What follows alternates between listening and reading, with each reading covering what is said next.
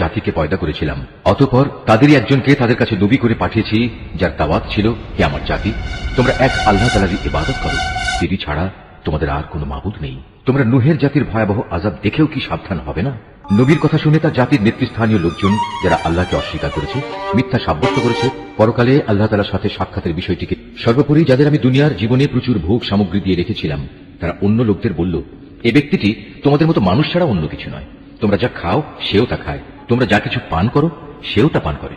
এমত অবস্থায় তোমরা যদি তোমাদেরই মতো একজন মানুষকে নবী মনে করে তার কথা মেনে চলো, তাহলে তোমরা অবশ্যই ক্ষতিগ্রস্ত হবে। ব্যক্তিটি কি তোমাদের সাথে এই ওয়াদা করেছে যে তোমরা যখন মরে যাবে, যখন তোমরা মাটি ও হাড্ডিতে পরিণত হয়ে যাবে, তখন তোমাদের সবাইকে কবর থেকে আবার উঠিয়ে আনা হবে?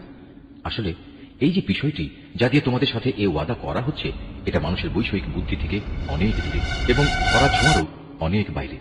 তারা বলল, কিসের আবার পুনরুত্থান? দুনিয়ার জীবনই তো হচ্ছে আমাদের একমাত্র জীবন। আমরা এখানে মরবো, এখানেই বাঁচব, আমাদের কখনোই আবার পুনরুত্থিত করা হবে না। নবুয়তের দাবিদার এই ব্যক্তিটি হচ্ছে এমন এক মানুষ যে এসব কথা দ্বারা আল্লাহর উপর মিথ্যা অপবাদ দিচ্ছে।